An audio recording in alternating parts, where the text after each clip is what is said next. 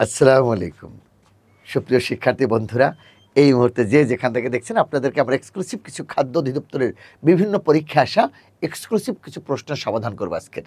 যে প্রশ্নগুলো সবচেয়ে জটিল, কঠিন এবং বাজারে প্রচলিত নোট গাইড এক এক জায়গায় এক এক রকম উত্তর দেওয়া, আমরা সেই প্রশ্নগুলো আজকে আপনাদের জন্য নিয়ে এসেছি বরণডালা।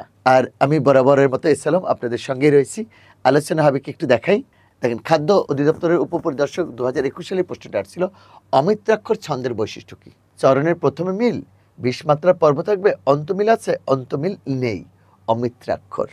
এই ক্ষেত্রে আমি একটা জিনিস দেখাই, অক্ষরটা কি আসলে।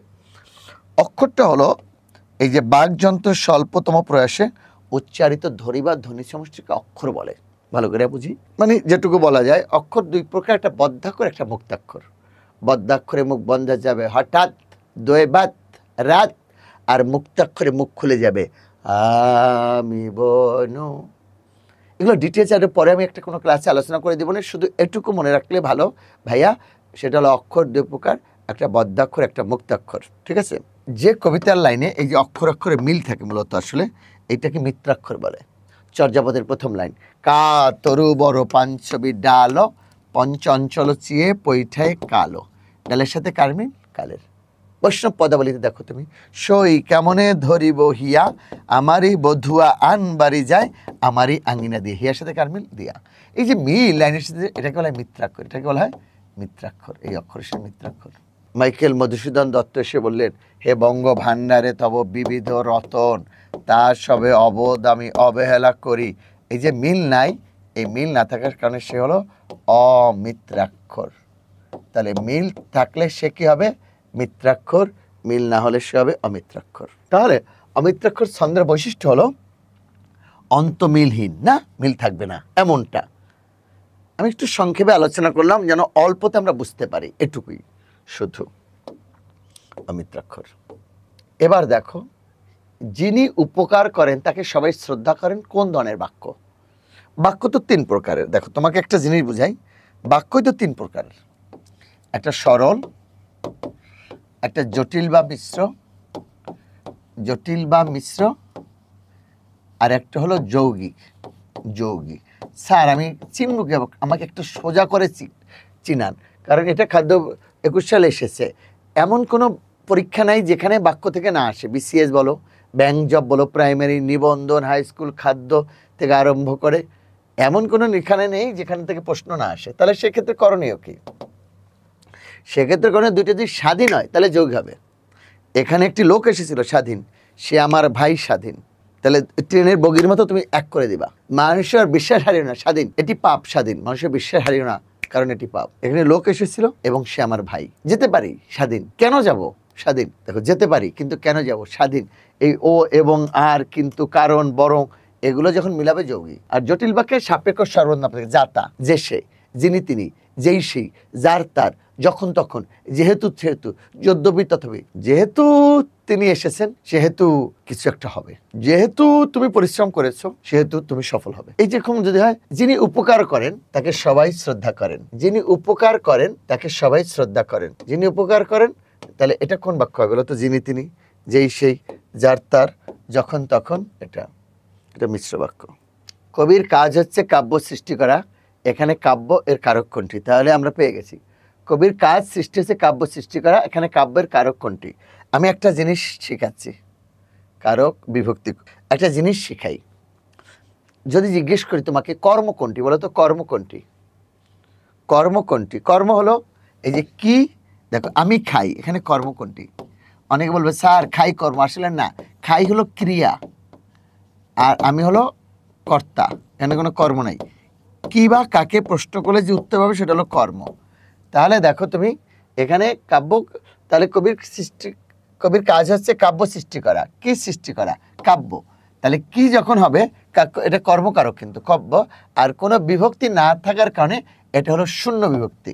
বিভক্তি না থাকলে দ্বারা দিয়ে কর্তৃক হতে থেকেছে, র এর, এ অতে, কোনো বিভক্তি রে, এগুলো না থাকলে, বিভক্তি না থাকলে তখন শূন্য হবে। তাহলে এটা উত্তরটা কি দাঁড়াচ্ছে? দেখো, এটা উত্তরটা দাঁড়াচ্ছে ভাইয়া কর্মের শূন্য হবে ইনশাআল্লাহ। খাদ্য অধিদপ্তরের আরেকটা বিষয় আমরা এগোচ্ছি, তোমাদেরকে দেখাই। বাংলা সাহিত্যের চলিত ভাষার প্রবর্তক কে আসলে? 4টা অপশন আছে, রবীন্দ্রনাথ ঠাকুর, ঈশ্বরচন্দ্র বিদ্যাসাগর, প্রমথ চৌধুরী, রামেন্দ্র সুন্দর ত্রিবেদী। প্রমথ চৌধুরীকে বাংলা চলিত গদ্যরীতির প্রবর্তক বলা হয়। 1914 সালে তার সম্পাদনায় প্রকাশিত প্রমথ চৌধুরীকে বাংলা চলিত গদ্যরীতির প্রবর্তক বলা হয়। 1914 সালে তার সম্পাদনায় প্রকাশিত সবুজ পত্র পত্রিকাটি বাংলা চলিত গদ্যরীতির প্রবর্তনে অসামান্য অবদান রাখে। প্রমথ চৌধুরীকে বাংলা চলিত গদ্যরীতির প্রবর্তক বলা হয়। 1914 সালে তার সম্পাদনায় প্রকাশিত সবুজ পত্র পত্রিকাটি বাংলা চলিত গদ্যরীতির প্রবর্তনে অসামান্য অবদান রাখে। এবার আসো, বাংলা ভাষার প্রথম সাময়িক পত্র কোনটি? বঙ্গদর্শন, দিগদর্শন, সংবাদ প্রভাকর, তত্ত্ববোধিনী। একটু কথা বলে নিই, এই যে বঙ্গদর্শন, বঙ্গদর্শন এটা বঙ্কিমচন্দ্র চট্টোপাধ্যায়ের সম্পাদিত পত্রিকা। সংবাদ প্রভাকর এটি বাংলা ভাষার প্রথম দৈনিক পত্রিকা। কিন্তু প্রশ্নটা কি ছিল? প্রথম সাময়িক পত্র, এটা দৈনিক। এটা হলো ঈশ্বরচন্দ্র গুপ্তের সম্পাদনায় 1833 খ্রিস্টাব্দে প্রথমে সাপ্তাহিক, পরের সপ্তাহে দুবার এবং 1839 সালে এটি দৈনিক পত্রিকায় রূপান্তরিত হয় সংবাদ প্রভাকর। আর তত্ত্ববোধিনী এটা অক্ষয় কুমার দত্তের সম্পাদনায় প্রকাশিত হয়েছিল। এটা ব্রাহ্ম সমাজের মুখপাত্র। এবং এই তত্ত্ববোধিনী পত্রিকার প্রকাশের পরেই ইয়াং বেঙ্গল গোষ্ঠীর ম্লান হয়ে গেছিল প্রভাবটা। তাহলে বাংলা ভাষার প্রথম সাময়িক পত্র দিগদর্শন, এটা হলো জোশুয়া মার্সম্যানের সহায়তা এবং উইলিয়াম কেরির তত্ত্বাবধানে 18 সালে কলকাতার অদূরে প্রতিষ্ঠা করা হয় শ্রীরামপুর ব্যাপটিস্ট মিশন। এটা 18 সালে প্রতিষ্ঠা হলেও 1808 সালে এটি ডেনিশদের কাছ থেকে ইংরেজদের নিয়ন্ত্রণে চলে যায়। প্রথম বাংলা সাময়িক পত্র দিগদর্শন 1818, এটা এখানে এই যে শ্রীরামপুর মিশন থেকে প্রকাশিত হয়।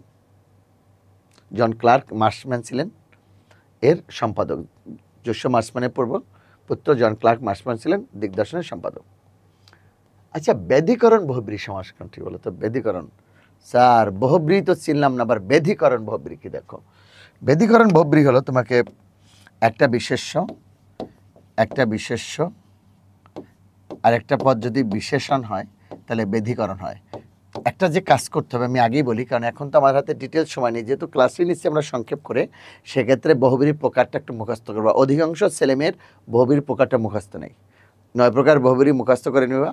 সমানাধিকরণ, ব্যাধিকরণ, প্রত্যন্ত, নয়, অলোক, মধ্যপদবী, সংখ্যাবাচক, ব্যতিহার, নিপাতন শুদ্ধ। তাহলে বহুব্রীর প্রকারটা যদি তুমি মুখস্থ করে ফেলতে পারো তাহলে আর তোমার কোনো সমস্যা নেই। একটা বাদ বিশেষ্য আর বিশেষণ হলো সমানাধিকরণ, আর আমাদের হলো ব্যাধিকরণ। তার মানে ব্যাধিকরণ হলো একটাও বিশেষণ না, 2টা পদেই বিশেষ্য, সে হলো ব্যাধিকরণ। দেখো তাহলে সুশ্রম এটা হবে না, সহোদর, কথা সর্বস্ব, কথা সর্বস্ব যার। দেখি আমরা উত্তর কি দিয়েছে। তাহলে সমানাধিকরণ বহুব্রী একটি বিশেষণ একটা বিশেষ্য, আর দুইটাই যদি একটারও বিশেষণ না হয় তারপর দুইটাই কথা এবং সর্বস্ব, দুইটাই বিশেষ্য, সুতরাং এটা ব্যাধিকরণ। সহোদর একই উদাহরণে যাদের জন্ম নিরুপায়, নিরুপায় নয় তৎপুরুষ। হ্যাঁ, আর সুশ্রম, সু এটাও বহুব্রী, তবে কি হয় বলতো? সুশ্রম করেন যিনি বা সুশ্রম যার। এবার আসো আমরা এই অংশটাকেই করি। ব্যঞ্জন বর্ণের সংক্ষিপ্ত রূপকে কি বলে বলতো? ব্যঞ্জন বর্ণের সংক্ষিপ্ত রূপ, স্বরবর্ণের সংক্ষিপ্ত রূপ বলা হয় কার, আর ব্যঞ্জনের সংক্ষিপ্ত রূপকে বলা হয় ফলা। ফলা 6টি, জফলা, বফলা, মফলা, রফলা, লফলা, নফলা।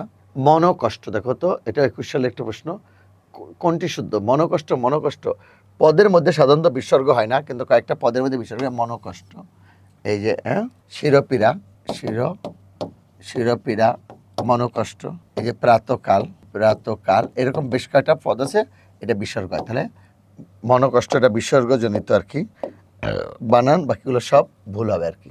হ্যাঁ, এটা মন 40 মন, এগুলো হয় না। মনোকষ্ট।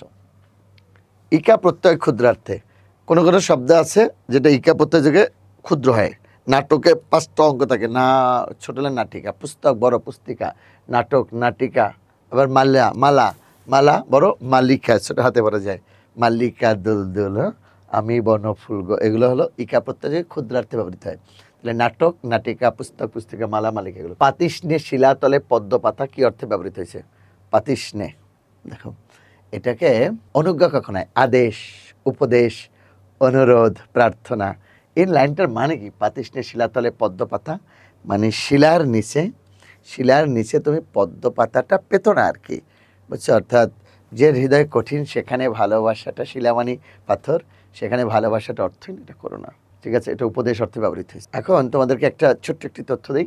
আমাদের স্পেশাল খাদ্য নিয়োগ যে গোল্ড লাইফ ব্যাচ ৫তমতে ভর্তি চলছে। আসলে তোমরা জানো আমাদের যে বিদ্যাবাড়িতে এই এই প্রোগ্রামগুলো খুবই সুন্দর এবং সুচারুভাবে করা হয়। প্রতিটা প্রোগ্রামের জন্য এরকম এক্সক্লুসিভ শিট নোটগুলো তৈরি করে থাকা, এরকম দেখো প্রতিটা ইসের জন্য, এটা বিসিএসের জন্য এরকম প্রতিটা চ্যাপ্টারের জন্য নোট শিট উন্নত মানের। একজন শিক্ষার্থী যেন পরিপূর্ণ সাপোর্ট পেতে পারে, তার পুরোপুরি প্রক্রিয়াটা বিদ্যাবাড়ি আছে।